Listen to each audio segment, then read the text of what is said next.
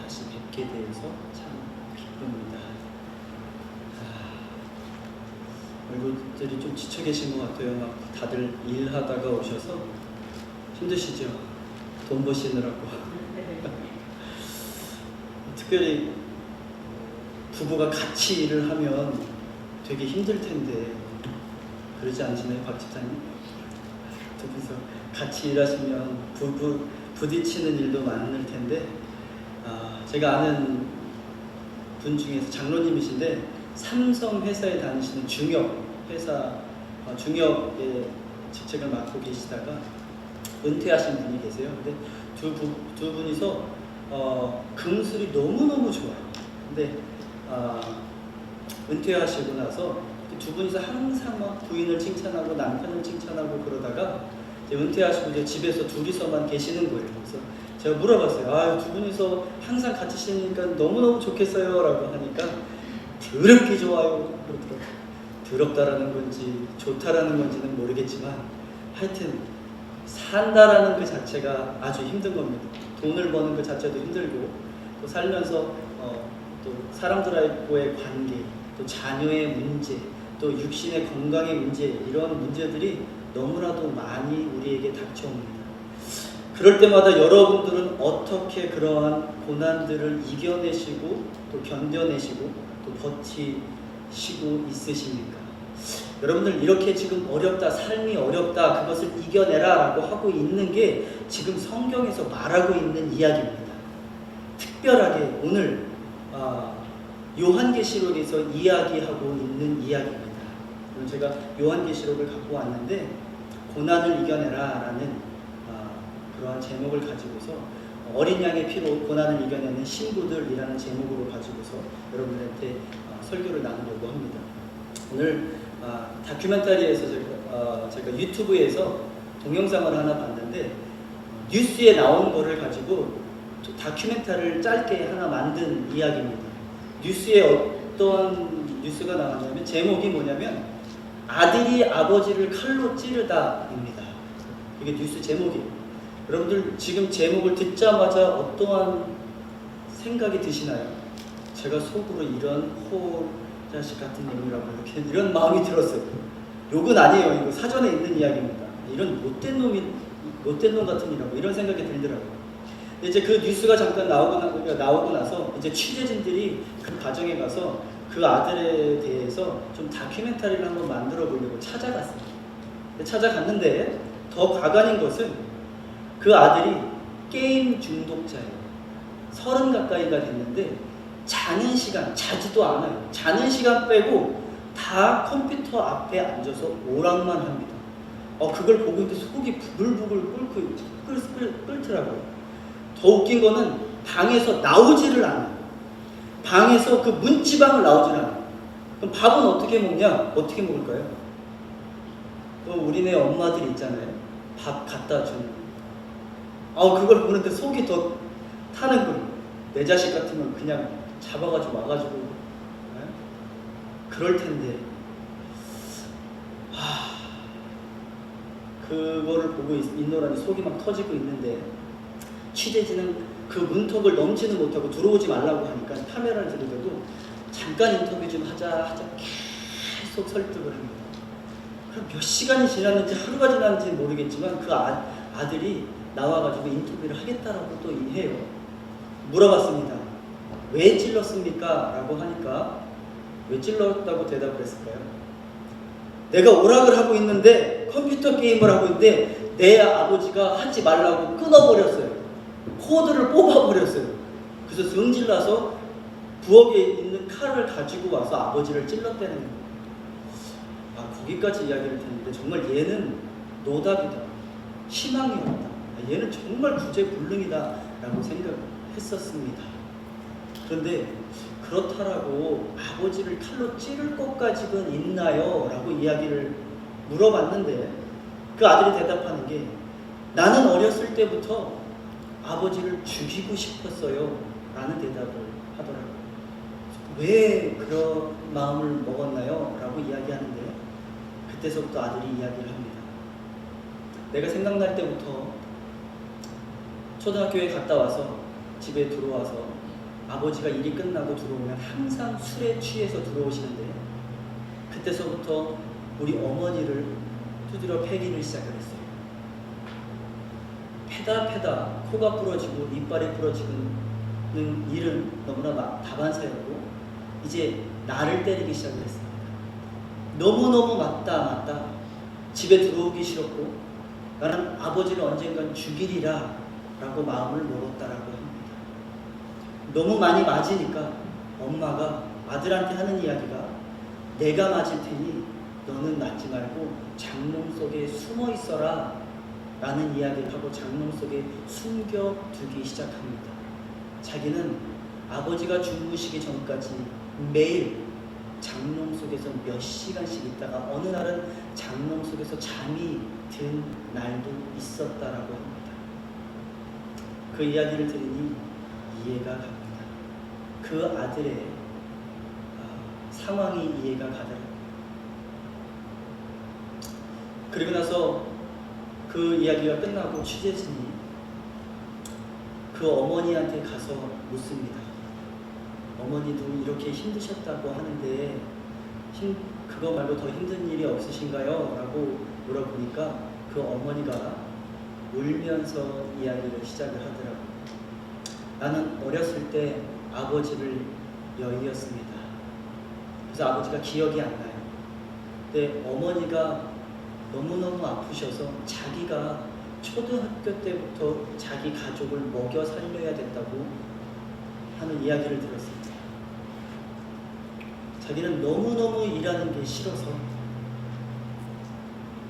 집을 도망갈까도 생각을 했었는데 자기가 첫째여서 나 아니면 누가 먹여 살릴 사람이 없어서 초등학교 때부터 중고등학교는 가지도 못하고 일을 해서 자기 가족을 먹여 살렸다라고 하는 이야기입니다. 그래서 그 어머니의 소원은 빨리 결혼을 해서 좋은 남편을 만나서 그 남편에 의지하면서 살고 싶었던 작은 소원이 있었는데 안타깝게도 술 중독자 남편을 만나서 그렇게 두드려 맞으면서 자기 맞는 것도 모자라서 자기 아들도 두드려 맞으면서 살아왔다라고 합니다. 그리고서 자기가 지금까지도 60이 넘어서도 일을 하는데 자기가 초등학교 때부터 지금까지 빠지지 않고 일을 했던 그 일은 뭐냐면 기술도 없고 하니까 설거지였다고 합니다. 12시간씩 일을 하는데 지금 현재 받는 월급이 하루에 10만 원이 안 된다고 합니다. 남편은 그 술 중독자에서 트리트먼트를 받기 위해서 병원에 가 있고 아들은 일을 안 하고 용돈을 주면서 그러고 살아갑니다. 심리학자가 그 아들을 그 동영상을 보고 아들을 판단하기를 그 장롱 속에 그렇게 갇혀져 있었던 삶을 살아왔었으면 지금 그 방에서 나오지 않는 게 너무나도 당연한 일입니다. 자기만의 세상을 만들어 놓고 자기는 나오기 싫어하는 그러한 지금 심리학적으로 어려운 상황을 겪고 있을 거라고 이야기를 합니다. 얼마나 가슴 아픈 일인지. 그런데 그 엄마가 어디를 가는데 이 카메라 취재진이 쫓아가더라고요. 근데 그 어머니가 어디를 갔을까요? 교회를 가더라고요. 교회 집사님인데 막 찬양을 부르고 말씀을 열심히 듣고 산에 올라가서 소리를 지르더라고요. 하나님, 내 삶은 왜 이런가요? 라고 막 울어대기 시작하는데 그 동영상을 보면서 제가 울지 않을 수가 없었어요. 야, 내가 그 삶에 들어갔었으면 나는 감당해낼 수 있을까? 저한테 많은 어려움들이 오는데 지지난주 막 여러 어려움들이 오는데 제가 여기 살면서 선교사 삶을 살면서 여러 가지 어려움들을 많이 겪었는데 이겨낼 수 있는 힘이 생기고 믿음이 생기더라고요. 막 요즘 들어서 어려운 일들이 생기는데 제가 하나님한테 그렇게 기도해서 하나님께서 저 훈련 많이 시켜서 이런 걸로 저 끄떡 안 하는 거 아시죠? 라고 기도를 했습니다. 그런데 제가 지난주인가 지지난주에는 하나님 정말 이러시깁니까? 라는 고백을 했어요. 그런데 제가 그 동영상을 볼 때는 제 삶이랑 비교할 때는 내 삶은 너무나 행복한 삶이다. 감사한 삶이다. 라는 고백을 했습니다. 그런데 남의 삶과 비교해서 내 삶이 행복하다라는 그런 낮은 신앙의 믿음 말고 하나님 어떠한 고난도 이겨내기를 원합니다. 주님 나와 함께하여 주시옵소서 라고 고백하라고 하는 이야기가 오늘 요한계시록에 적혀 있어요. 그리고 성경 전체가 그 이야기를 하고 있어요. 내가 너와 함께하리니 두려워 말라. 이 이야기가 몇 번 쓰였다라고 했죠? 365번이 적혀 있다라고 합니다. 자, 오늘 요한계시록은 도대체 어떠한 내용을 말해주고 있는지 저는 강해와 설명은 안 해드립니다. 강해와 해석은 변 목사님께서 지금 하시고 있으니까 제가 첫 번째 설교 시간에도 사도행전을 제가 설명해 드렸죠. 1장부터 28장을 쭉 설명을 해드렸습니다. 여러분들 이해하기 쉬우시라고. 근데 제가 오늘 요한계시록도 1장부터 22장까지 쭉 설명을 해드리는데 해석은 해드리지 않습니다. 근데 오늘 요한계시록이 무엇을 이야기하고 있는지 제가 오늘 지금부터 여러분들과 함께 나누고자 합니다. 요한계시록의 제목은 이렇습니다. 어린 양의 피로 고난을 이겨내는 신부들. 한번 다 따라해 볼까요? 시작. 어린 양의 피로 고난을 이겨내는 신부들. 이게 요한계시록의 주제. 요것을 놓치지 말고 변 목사님 설교하실 때 꼭 들으시기 바랍니다. 자, 이게 요한계시록 이야기뿐만 아니라 성경 전체가 이 이야기를 하고 있다라고 제가 여러분들 앞에서 해내겠습니다. 먼저 요한계시록 누가 썼죠? 사도 요한이 썼어요. 12제자 중에 한 명인 사도 요한이 썼습니다. 근데 이 사도 요한은 유일하게 순교당하지 않은 사도라고 이야기를 합니다. 그리고 오래 살았어요. 90이 넘기면서까지 오래 살았습니다. 그러면서 사도 요한은 무슨 책을 썼냐면 사도 요한복음, 요한 1, 2, 3서 그리고 요한계시록 이렇게 썼습니다. 하나님께서 이 사도를 오래 살게 한 이유가 있습니다. 오래 살게 할 때는 다 이유가 있습니다. 근데 그 오래 살면서 이 중요한 요한계시록을 쓰게끔 만들었습니다. 제가 성경을 읽고 읽다가 보니까 모든 성경이 65권이 이 요한계시록을 위해서 쓰여졌구나라는 것을 느꼈어요. 제가 지금부터 말씀해 드리겠습니다. 이 요한계시록의 전개는 어떠한 식으로 나가냐면 제일 처음에 재앙을 주십니다. 하나님께서 심판을 주십니다. 우리 다 배운 이야기죠. 그리고서 그 재앙, 심판 속에서 그 고난을 이겨내라고 하나님께서 이야기를 하십니다. 그리고 나서 이 고난을 이겨낸 신부들이 어디로 가죠? 이제 천국이라고 말하지 말고 성경에 쓰여있는 대로 요한계시록 21장에 어디라고 나와 있죠? 새하늘과 새 땅이라고. 좀 단어를 바꿉시다. 자, 새하늘과 새 하늘로 넘어가는 그 과정, 그 전개를 써내려가고 있습니다. 그게 요한계시록입니다. 요한계시록을 제일 처음에 이해할 때는 좀 뼈대를 잡아야 돼요. 우리가 역사를 배울 때면 타임라인을 먼저 잡잖아요. 그리고 나서 우리가 살을 붙여가잖아요. 얼굴들이 또 왜 그래요? 공부 얘기만 하면 또 역사 시간 또 A 안 맞아본 사람처럼 우리 역사를 공부할 때 타임라인을 잡아놓고 일단 살을 붙이잖아요. 그런다고 그냥 공부 잘하는 사람들처럼. 자, 그렇게 타임라인을 잡아가는데 우리가 뼈대를 잡아간다고 하죠. 근데 그 뼈대를 잡아가는데 재앙이 세 군데서 나오는데 그 재앙이 세 군데서 나오는 데를 뼈대라고 생각을 하시고 장수를 좀 외워두시면 좋아요. 이 재앙이 몇 장에서 나오냐면 사단의 숫자가 몇이죠? 6이죠. 그 6장에서 재앙을 하나님께서 내려보내요. 그게 인심판, 우리 인심판, 나팔심판, 대접심판 이런 거 많이 들어보셨죠? 우리 변 목사님께서 많이 설교를 계속 하셨는데 인심판, 나팔심판, 대접심판 요 세 가지가 나오는데 이게 제일 처음 6장에서 나옵니다. 그래서 6장, 그 다음에 8, 9장에서 나오고 16장에서 나오는데 저는 이렇게 쉽게 외웠어요. 6, 8, 9, 16으로 6, 8, 9, 다시 16으로 저는 이렇게 외웠어요. 여러분들도 이런 식으로 외우시던 어떤 식으로 외우든 요거는 하나 외우셨으면 좋겠어요. 요한계시록을 이해하는데 이 뼈대를 잡는데 먼저 제일 처음에 어떻게 외우시라고요? 몇 장에서 심판이 나온다고요?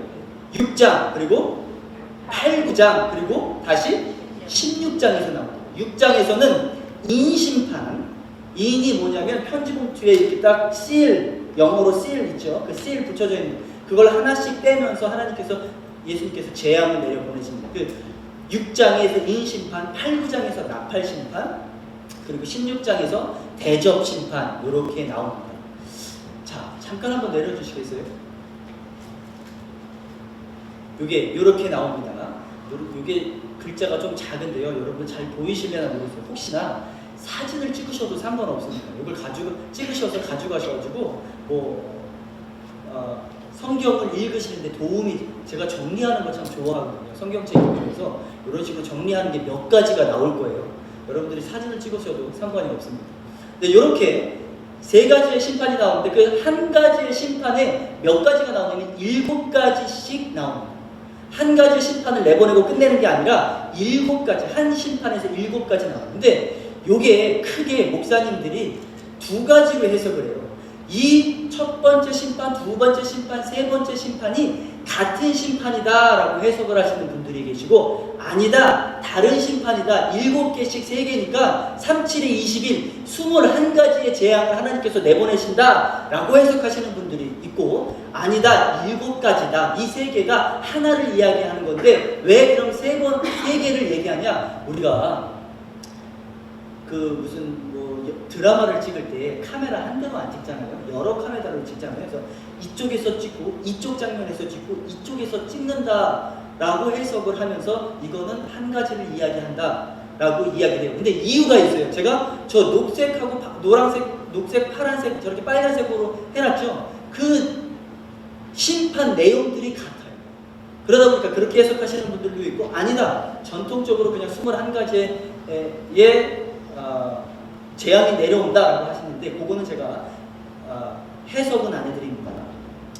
변 목사님께서 하고 계시니까 그 부분에 대해서 제가 터치는 안 하고, 일단 3장, 6장, 8, 9장, 16장에서 인심판, 나팔심판, 재앙심판 요렇게 나타납니다. 요거를 외우시면 요한계시록을 이해하는데 아주 도움이 많이 됩니다. 자, 지금부터 제가 1장부터 4를 붙여서 나가겠습니다. 이 1장은 어떠한 내용이 나오냐면 예수님께서 사도 요한을 만나주십니다. 그리고 어디에 있죠? 지금 사도 요한이 90살이 넘어서 지금 반모섬에 있어요. 이 반모섬 그 채석장이라고 하나요? 돌 이렇게 골라놓은 거, 아주 거기는 들어가면 못 나온다라고 하는 그런 유배지입니다. 근데 나이 90이 돼가지고 그 유배지에 갔는데 예수님께서 그 요한을 만나주셔서 이야기를 합니다. 요한아, 내가 이제부터 너에게 많은 것을 보여줄 건데, 마지막 때에 일어날 많은 것을 보여줄 텐데 너가 성령의 힘을 입어서 기록하라. 그리고 7 교회들에게 보내주어라. 그 7 교회는 지금 우리로 따진다면 우리들에게 지금 말씀하고 계십니다. 절대 인봉하지 말고, 절대 갖지 말고 다 설명해서 가르쳐줘라 라고 이야기합니다. 그 말하고 있는 장면이 그 1장에서 나와요. 그리고 2장, 3장은 그 7 교회에 편지를 써서 보내주는 내용이 나옵니다. 그리고 그 7 교회에 잘한 점은 이거고 잘 못한 점은 이거다라고 이야기하고 있죠. 한번 내려가 볼까요? 그 다음, 이게 7 교회. 에서버두, 사빌라. 이게 7 교회. 에서버두, 사빌라. 이 7 교회가 나오는데, 예수님께서 요한의 입을 통해서 그 7 교회에게 칭찬을 하고 또 책망을 하는 장면이 나옵니다. 2장에서는 네 교회, 앞에 있는 네 교회에 대해서 이야기하고 3장에 대해서는 뒤에 있는 세 교회에 대해서 이야기를 하는데, 앞에서 두 번째 서머나 교회, 뒤에서 두 번째 교회 빌라델비아 교회는 책망을 듣지 않고 칭찬을 받습니다. 너희 참 잘하고 있다라고 이야기를 해주고 있습니다. 그래서 여러분들 교회 이름 지을 때 서머나 교회 이런 많이 들어보셨죠? 그리고 빌라델비아 교회 많이 들어보셨을 겁니다. 근데 안타깝게도 마지막 교회가 있는데 이 마지막 교회 이름이 뭐죠? 라우디게아 교회는 누가 어떤 교회든 라우디게아 교회라고 이름을 짓지 않아요. 왜냐하면 안타깝게도 책망만 있지 칭찬이 없어요.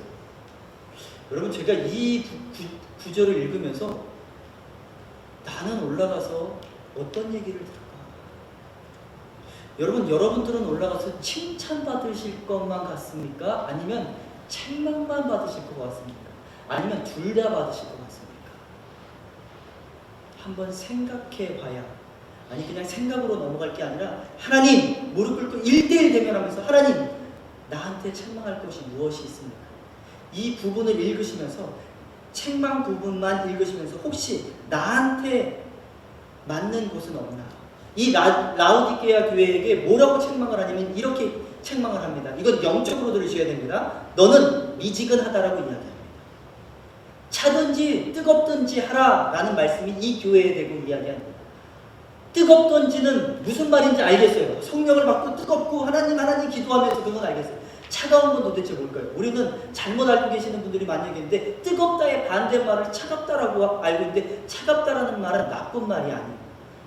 우리가 성경의 지식을 갖고 냉철함으로 분별하는 겁니다. 이 마지막 시대 때에 성경의 지식들을 많이 가지고 있고 냉철함으로 분별하라는 겁니다. 여러분들은 혹시 미지근하지 않으십니까? 아니면 곤고하고 가난하지 않습니까? 영적으로 가난하다는 걸 이야기하는 겁니다. 눈 멀고 영적으로 눈 멀고 영적으로 벌거벗고 있지 않으신가요? 하나님, 지난주에 제가 이걸 준비하면서 하나님 내가 그래. 사실 제가 너무나 힘든 일들이 막 왔다 그랬잖아요. 이 부분을 사실 설교하고 싶지 않았어요. 제가 두 번째 설교 준비하는 게 있는데 그거를 먼저 하고 싶었어요.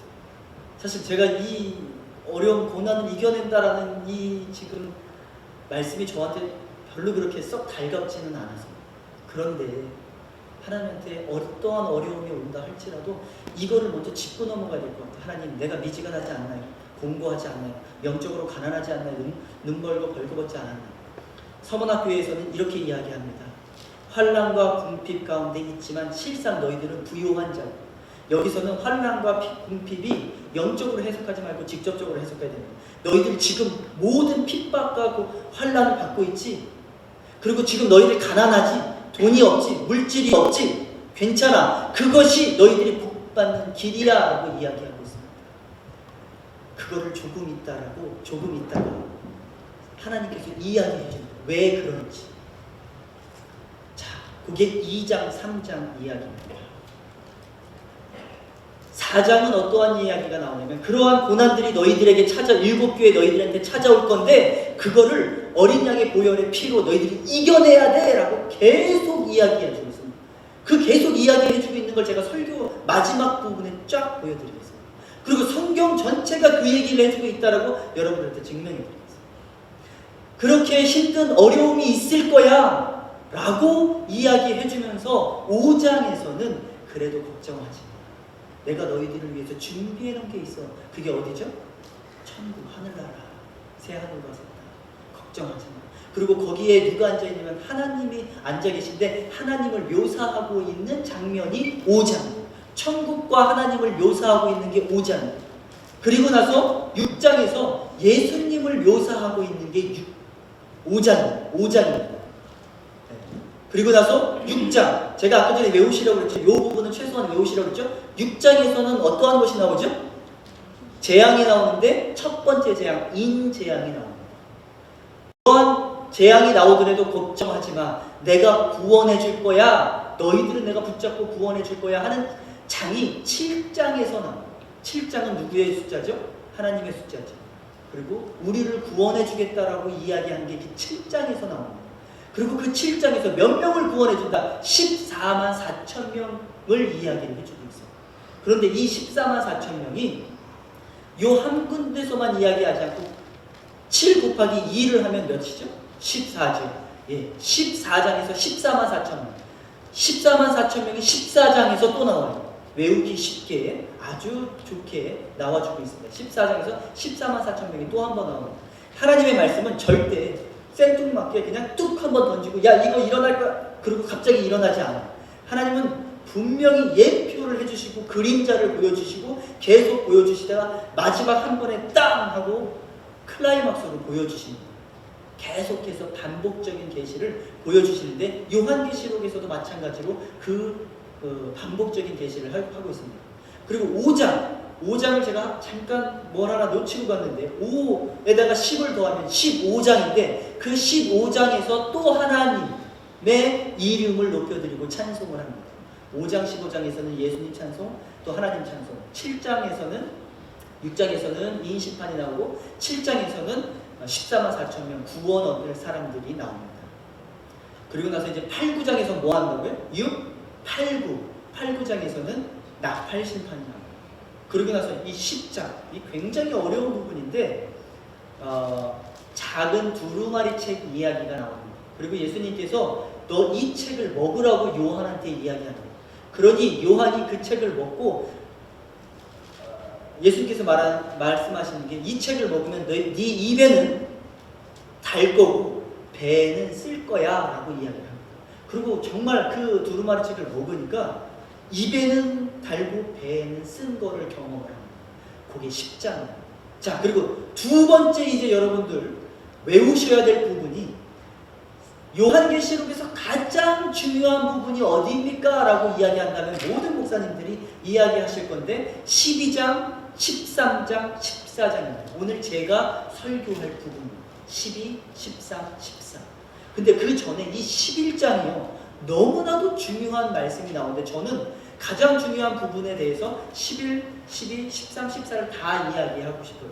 저는 11장 빼놓지 않고. 근데 11장에서는 어떠한 내용이 나오냐면 11장 한 사람, 두 사람 이야기가 나옵니다.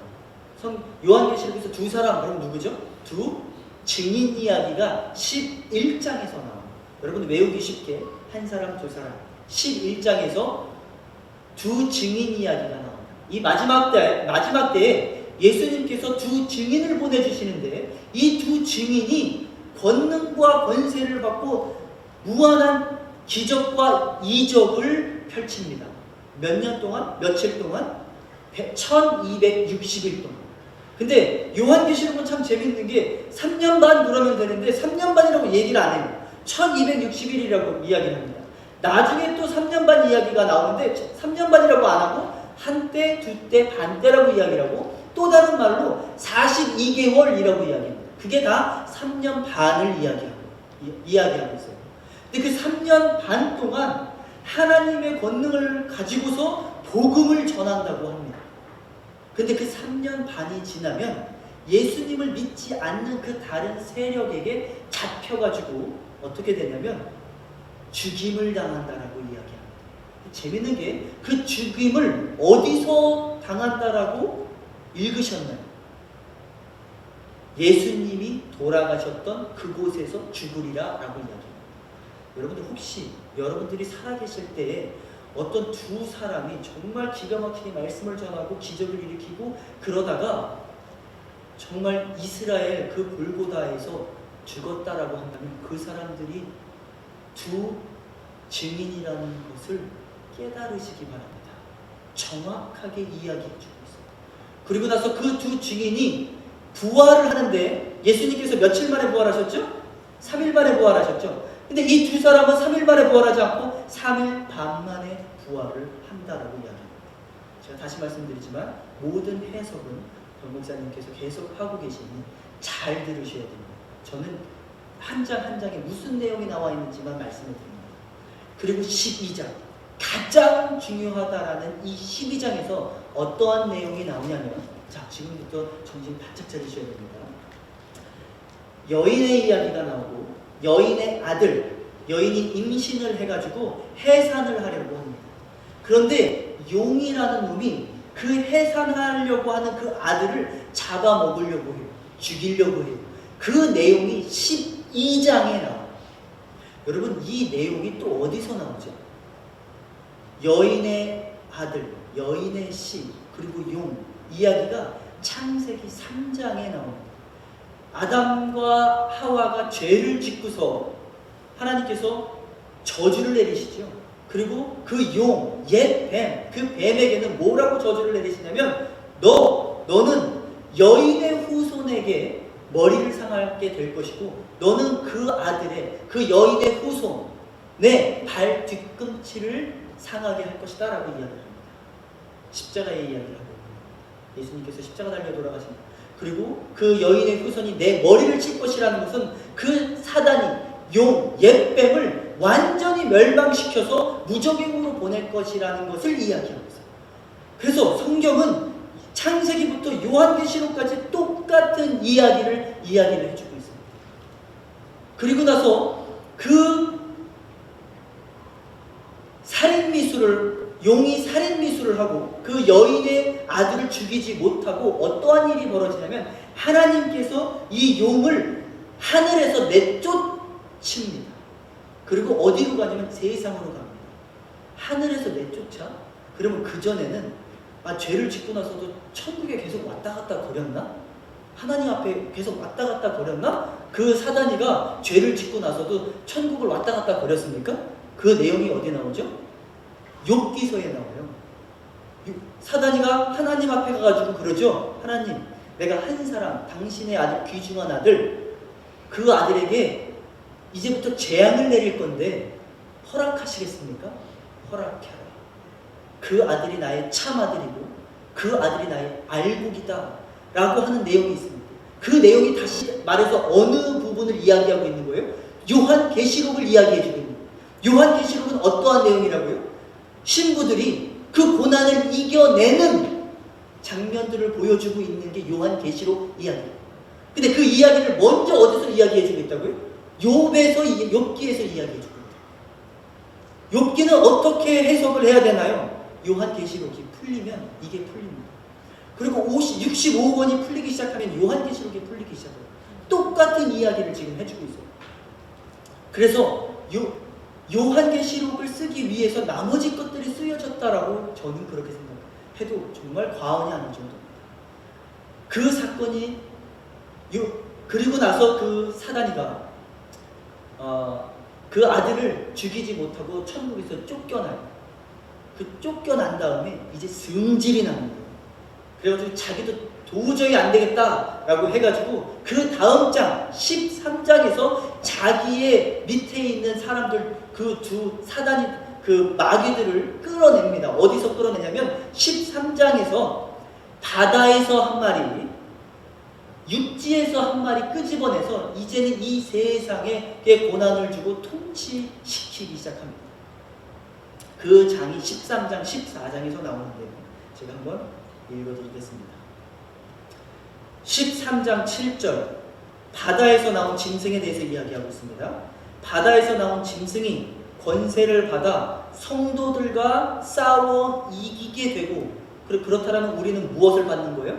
고난과 환난을 받는 거예요. 자, 환난을 받고 각 족속과 백성과 방언과 나라를 다스리게 하는 권세를 받으니, 그 첫 번째 짐승이요, 바다에서 나오기 시작해서 이 세상에 믿는 사람들에게 고난을 주고 이 세상을 다스린다라고 정확하게 이야기하고 있습니다. 13장 15절에서는 이제 땅에서 나온 짐승이 어떻게 하느냐, 땅에서 나온 짐승이 권세를 받아 그 짐승의 우상에게 생기를 주어 그 짐승의 우상으로 말하게 하고 또 우상에게 경배하지 아니하는 자는 몇이든 다 죽이게 하더라. 자, 여러분, 왜 하나님께서 우리를 구원해 주지 않을까요? 왜 죽이게 내버려 두실까요?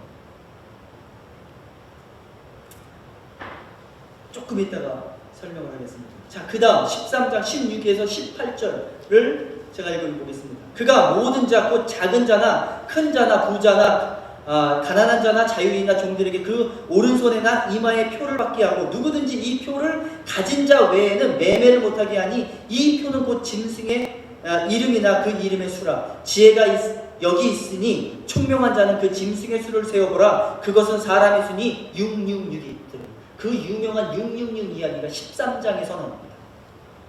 자, 그런데 그 사람들에게 죽는 사람도 있나요? 죽는 사람도 있습니다. 아니, 우리 그리스도인들이라면 면하게 해줘야 되는 거 아닌가요? 죄송하지만 하나님께서 내 자녀들은 면하게 해주리라는 이야기가 성경책에 없어요. 성경책에서 본 것 같은데요. 그 봤다라는 내용이 어디에 있냐면 내려가 주시겠어요? 13장 10절에 나와 있습니다. 사로잡힐 자는, 이게 요한계시록 13장 10절 이야기입니다. 사로잡힐 자는 사로잡힐 것이요 칼에 죽을 자는 죄송합니다. 그 다음 거 내려가 주시겠어요?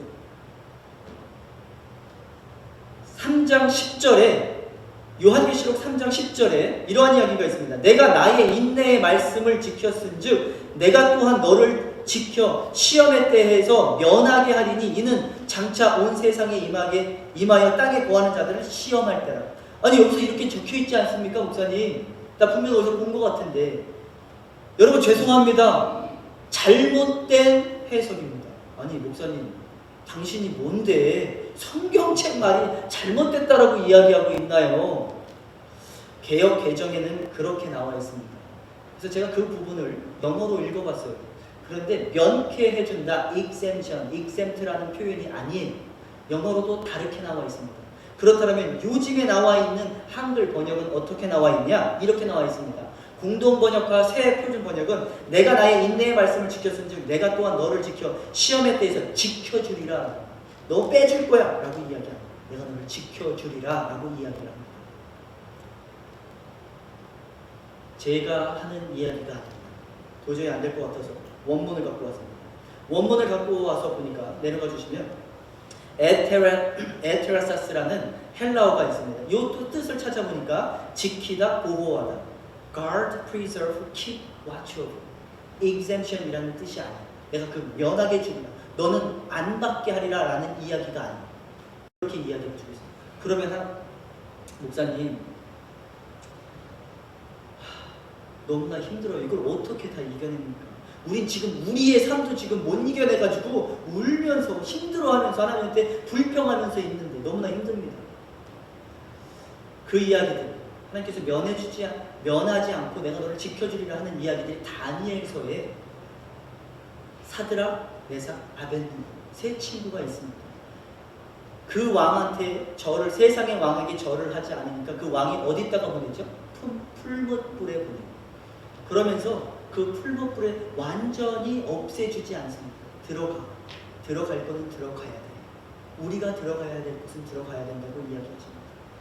그리고 그 친구들이 뭐라고 얘기하냐면 하나님께서 우리를 구원해 주실 것이다 라고 이야기해요. 근데 그 뒤에 뭐라고 이야기하냐면 그리 아니하실지라도 우리가 주님을 찬양할 것은, 우리가 주님을 믿을 것은, 우리가 주님을 배반하지 아니할 것은 그분은 우리의 하나님이시기 때문이다 라고 할렐루야. 지금 그러한 믿음을 지키라고 이야기해주고 있어요. 그게 조금 다시 내려가지 말고 위로 올라가 주시겠어요? 제가 아까 전에 13장 10절. 오케이. 사로잡힐 자는 성경에서 이렇게 이야기해요.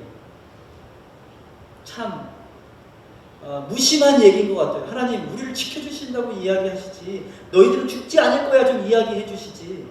근데 여러분 죄송하지만 모든 사도들은 다 순교를 당했다고 합니다. 한 사람 빼고 요한. 근데 그 요한은 할 일이 있었어요. 이 요한계시록을 만들어내야 되는 일이 있었어요. 13장 10절에 뭐라고 하냐면 사로잡힐 자는 사로잡혀갈 것이오 잡혀가라고 이야기합니다. 칼에 죽을 자는 마땅히 칼에 죽을 것이니 성도들의 인내와 믿음이 여기 있느니라 라고 이야기합니다. 내가 너희의 믿음을 뭐로 알겠느냐? 네 입으로 나 하나님 믿습니다. 여러분 죄송합니다. 성경은 그렇게 이야기하고 있지 않아요. 우리 주님께서는 주여 주여 하는 자마다 천국에 갈 것이 아니고 내 계명을 지키는 자라고 이야기하고 있는데 그 내용이 또 요한계시록에서 이야기하고 있어요. 참 무거운 이야기하고 있죠. 마땅히 죽으라고 합니다. 죽어. 칼에 잡혀갈 자들은 잡혀가. 제가 유튜브에서 또 본 영상입니다. 내용 어떤 이야기인데 북한에서 10년 전에 있었던 이야기라고 합니다. 그것을 본 사람이 나와서 이야기하는 거예요. 간증하는 이야기. 어떤 사람이 10년 전에 어떤 엄마와 어린 두 아들이 예수님을 믿었대요. 그런데 그게 누가 고발을 해가지고 이제 사형을 당하게 됐다라고 합니다. 그래서 다 사람들이 본 사람들 앞에서 이제 목매달아 죽이는데 그 엄마를 먼저 죽이지 않고 막내 아들을 먼저 불러가지고 우리 애 목매달아 죽을 거라고. 만약에 당신 엄마가 내가 하나님을 믿지 않겠다라고 이야기한다면 내가 이 아들도 살려주고 너도 살려주겠다라고 북한 군인들이 이야기했답니다. 아무 얘기하지 않았대요. 그리고 아무 얘기하지 않으니까 그 둘째 아들 어린아이부터 잡아서 가는데 그 아들이 엄마를 쳐다보면서 이야기하더래요. 엄마, 나 죽으러 가. 근데 그 엄마가 가서 죽어라 라는 이야기를 하더래요. 제가 이 얘기를 가정예배 시간에 했습니다. 우리 집사람이 하는 얘기가 여보 나는 못할 것 같아요. 우리 아들이 물어봅니다. 아빠는 어떻게 할 것 같아요? 아무 얘기 안 했습니다. 하나님, 나도 그 자리에서 가서 죽어라 라고 말할 수 있는 아버지 되게 하여 주시옵소서. 그런 목사들이 하여 주시옵소서. 그런데 콜랑 세상에 살면서 물질적인 어려움 나왔다고, 신분의 어려움 나왔다고, 어떠한 조금 어려움 나왔다고 하나님 이러실 수 있습니까? 라고 하는 나, 하나님 용서해 주시옵소서. 이 설교를 제가 바꾸려고 했어요. 하나님 나 못하겠어요. 근데 하나님께서 이렇게 말씀하시는 것 같았어요. 아들아, 제가 그때 그런 기도를 했거든요. 하나님 무슨 설교를 할까요? 네가 성도들한테 설교하기 전에 내가 너한테 하는 말 좀 들어. 제가 여러분들한테 언젠가도 말씀드렸죠. 설교 참 저 설교하기 좋아해요. 이 말하는 게 좋아하는 게 아니라 제가 먼저 은혜 받아요. 그리고 하나님께서는 먼저 제 마음을 터치해 주십니다. 그리고 아들아, 이 이야기 다른 사람한테 하는 게 아니고 너한테 하는 이야기. 이 고난 이거는 예행 연습이야. 여러분, 지금 제가 하는 설교는 여러분만 들을 것이 아니라 우리가 이 고난을 안 받을 수도 있어요. 그러면 누가 고난을 받냐? 우리의 아들들이 받아요. 제가 가정예배 시간에 항상 하는 이야기, 아들들아, 니네들이 고난을 받지 않으면 니네 아들들이 받을 건데 끝까지 지켜내라고 가르쳐라. 끝까지 지켜내라고 가르쳐라. 아빠가 너희들한테 할 이야기는 내가 너희들한테 돈을 물려주지도 못하고 아무것도 물려줄 것이 없다. 아빠는 집도 없다. 능력도 없다. 근데 하나 물려줄 것은 너희들이 너희들 아들들을 똑바로 가르쳐야 돼. 그 어려움을 이겨내야 조금만 어려움이 있어도 하나님한테 불평하지 말고 하나님, 내가 하나님을 붙잡고 가요. 그 이야기들이 이제 나오기 시작을 합니다.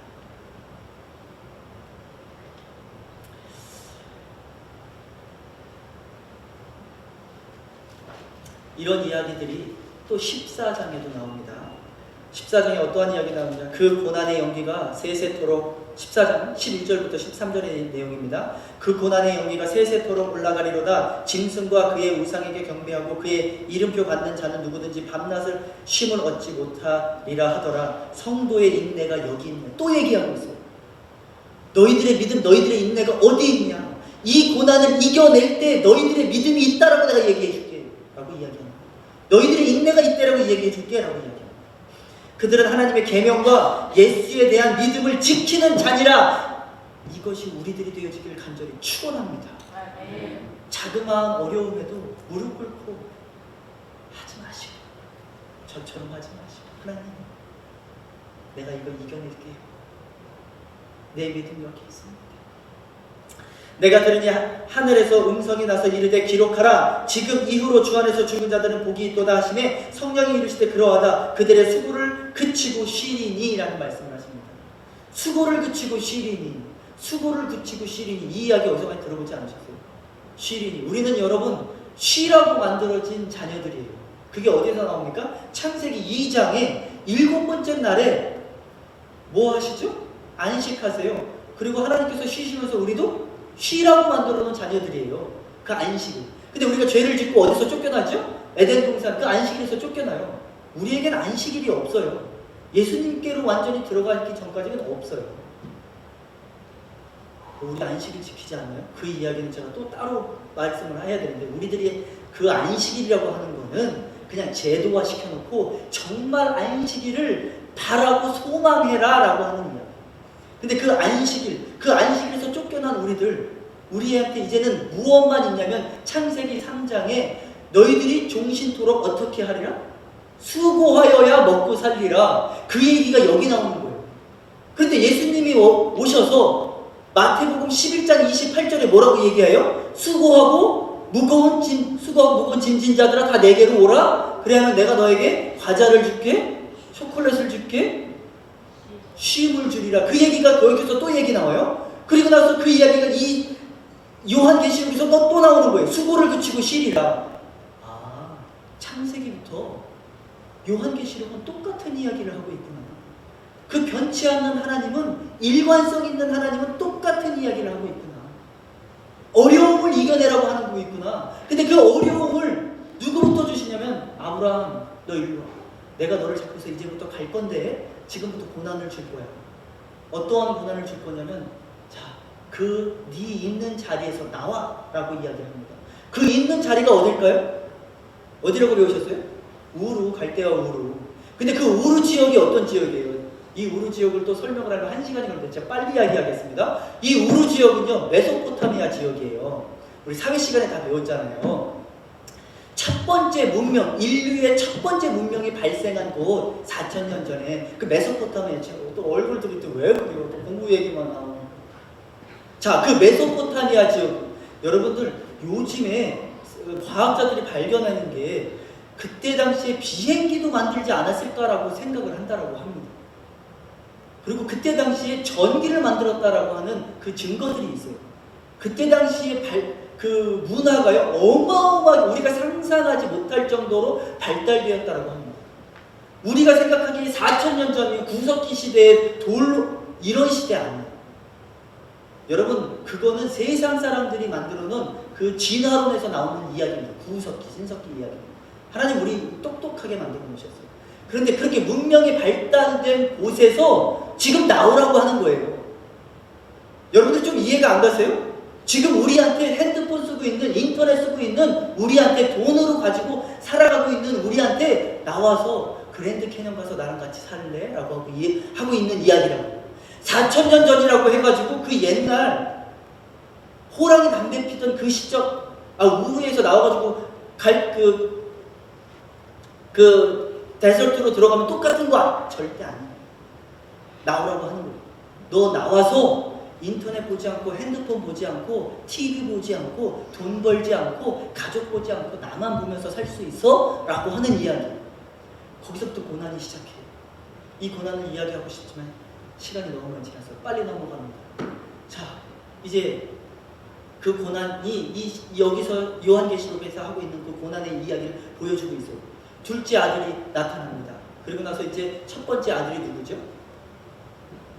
이스마엘이 나오죠. 그 다음에 두 번째 아들, 그게 진짜 아들이라고 하죠. 이삭이 나오는데, 잠깐, 지금 아니에요. 이 지금 첫째 아들 이스마엘이 둘째 아들 이삭을 괴롭힙니다. 괴롭힌다라고 나와요.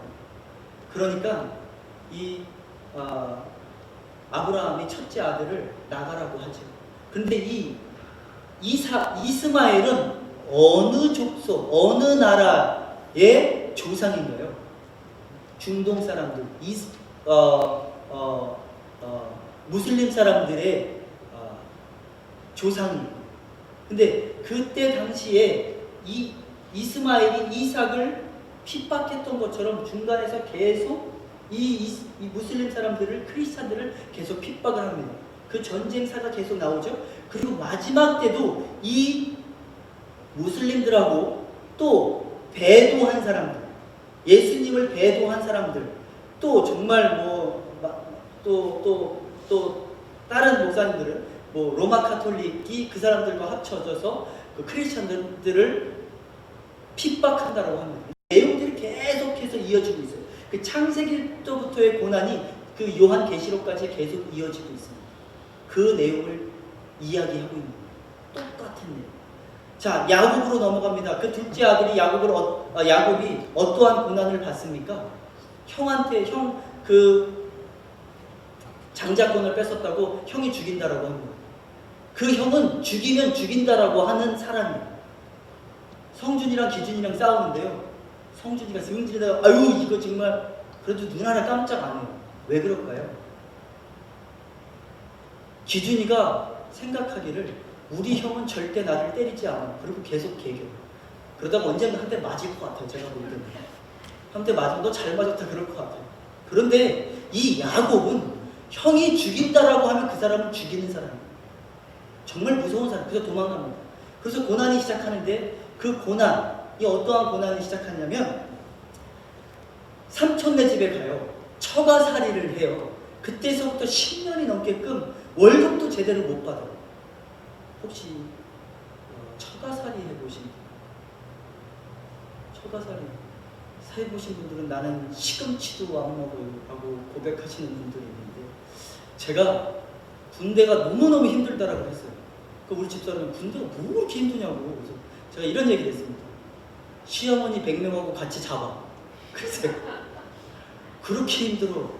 군대는 정말 죽지 못해서 살아. 제가 이야기를 했어요. 저는 쉬운 군대에서 있었는데도 불구하고 나이 드신 분들 정말 어려운 때 있었던 분들 얼마나 우리 아버지는 맞다 그 침상 밑으로 들어가가지고 하루 종일 나오지를 않아. 잘 때까지 나오지를 않아. 너무 두드려 맞으니까. 마지막에 야 안 때릴 테니까 나와. 자자. 그래서 12시 밤 12시에 나오셨다고 그러더라고요. 그런 처가살이를 합니다. 그리고 처가살이를 하다 이제 도망쳐서 나와 야반 도주를 해요. 그리고 나서 그 삼촌이랑 그 처남들이 죽이겠다고 오는데 하나님께서 그걸 또 막아줘요. 그리고 나서 이제 또 형을 만나러 가는데 형이 또 죽일 것 같으니까 하나님 나 죽을 것 같아요 라고 하면서 울며 불며 기도를 합니다. 그리고 나서 이제 또 어떠한 고난이 나타납니까? 자기 딸이 강간을 당해요. 저는 딸이 없습니다. 근데 내 딸이 강간을 당해요. 이건 화가 나고 승질이 나고 욕이 나오는 것 둘째치고 반면에 어쩌면 사람들이 손가락질해서 창피해서도 못 살 것 같아요. 그 강간을 당했다고 또 내 아들들이 또 죽입니다. 그 사람은 살인자예요. 제 아는 분이요 총으로 사람을 쏴 죽였는데요 교회를 못 다니세요. 계속 옮겨서 다니세요. 그리고 그 이야기를 꺼내지를 못하세요. 그것도 모자라서요 자기 아들들 10명이 자기가 가장 사랑하는 아들을 죽여요. 그리고 나서 그것도 모자라서 이제 그 12번째 아들 베냐민까지도 뺏어가려고 하니까 그 아들들한테 뭐라고 하는지 알아요? 니네들이 내 아들 막내까지도 내 손에서 데리고 가는구나.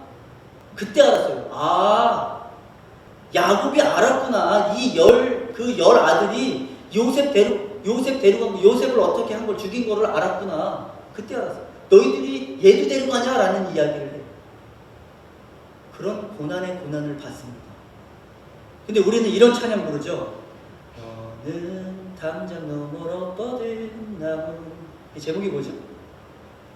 제목이 뭐냐고. 야곱의 축복이요. 야곱의 축복. 야곱이 무언 축복을 받으시오? 야곱이 무언 축복을 받으시오? 세상에 고난 이런 고난을 받은 사람은 성경책에도 없을 것 같아요.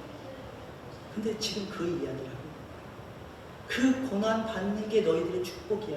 그거 이겨내고서 너희들이 받을 게 있다. 그리고 나서 요셉처럼 왕이 되어지는 그 꿈을 꾸게 합니다. 그리고 맨 마지막에 또 이 고난을 우리가 왜 받아내야 되느냐 이야기를 해드리겠습니다.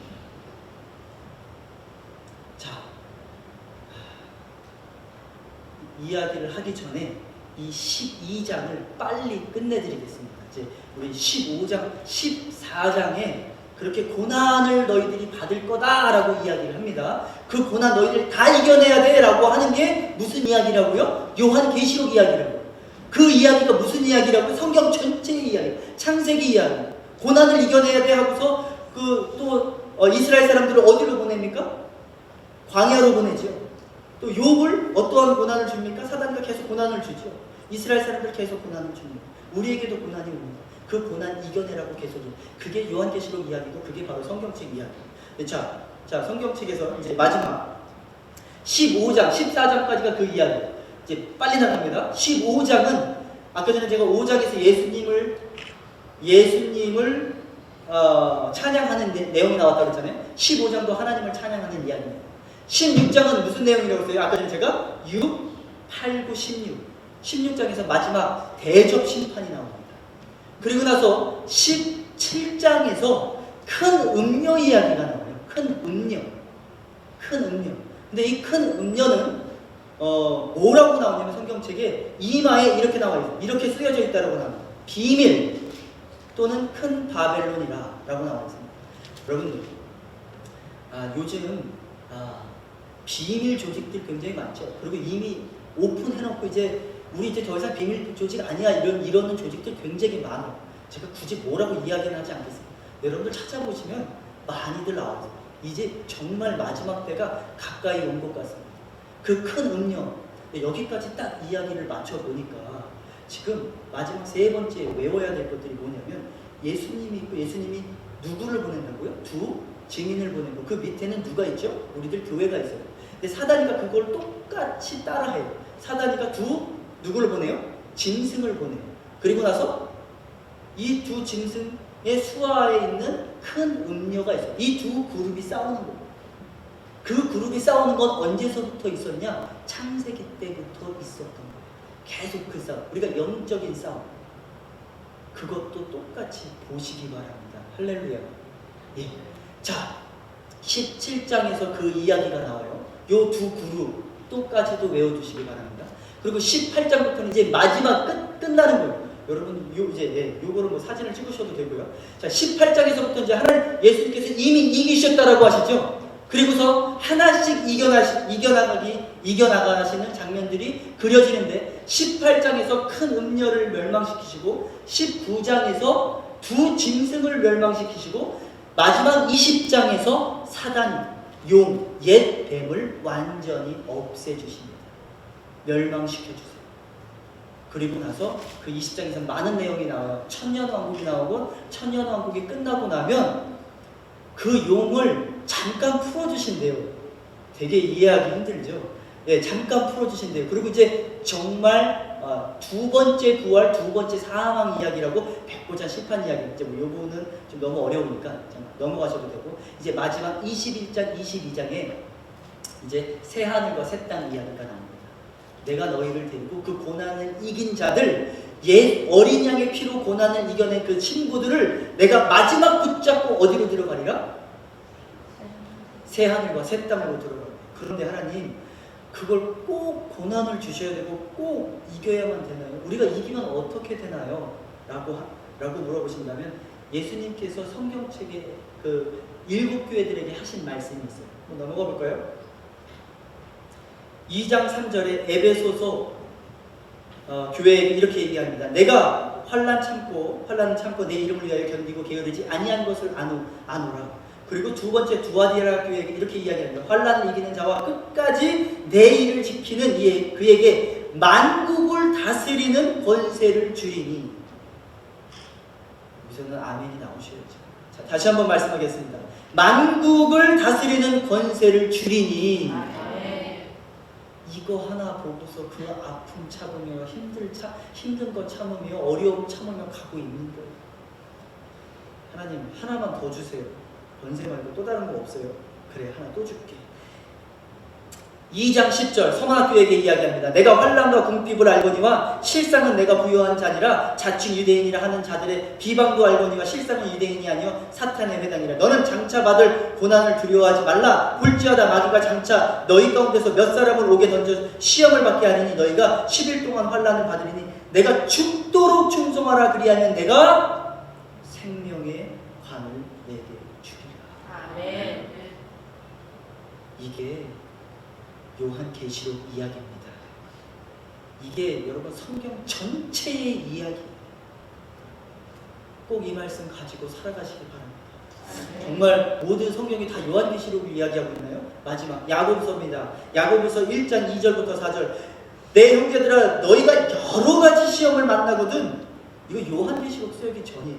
너희가 여러 가지 시험을 만나거든 온전히 기쁘게 여기라. 아니 어떻게 고난을 기쁘게 이겨냅니까? 우리 요한계시록에서 배웠잖아요. 그 고난을 이겨낸 자 어떻게 된다고요? 만국을 다스리는 권세와 생명의 관멸관을 주리라. 이는 너희로 온전하고 부귀하여 조금도 부족함이 없게 하려 함이라. 할렐루야. 제가 너무 오늘은 좀 무겁고 길게 설교를 했는데 요한계시록을 끝내려다 보니까 또 그게 성경에서 다 나와 있는 이야기입니다라는 걸 증명하려다 보니까 이렇게 길어졌습니다. 그래도 우리에게 감사한 것은 우리가 그 고난을 이겨낼 때 무엇이 준비되어 있다고요? 생명의 멸류관과 또 하나님을 다스리는 권세가 우리들에게 주어질 것을 믿습니다. 아멘. 다 같이 기도하시겠습니다. 사랑의 주 하나님, 부족하고 연약한 종이 말씀을 전했습니다.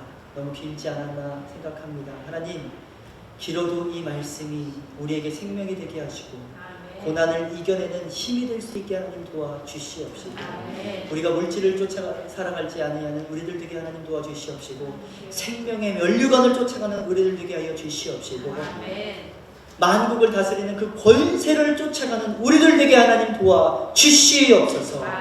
지금의 고난이 고난이라고 고백하지 아니할 수 있게 하나님 도와주시옵소서. 우리 주 예수님 이름으로 감사하며 기도드렸사옵나이다. 아멘. 마지막 찬양, 죄송해요. 그 마지막 찬양 은혜합니다. 다 같이 부르시겠습니다.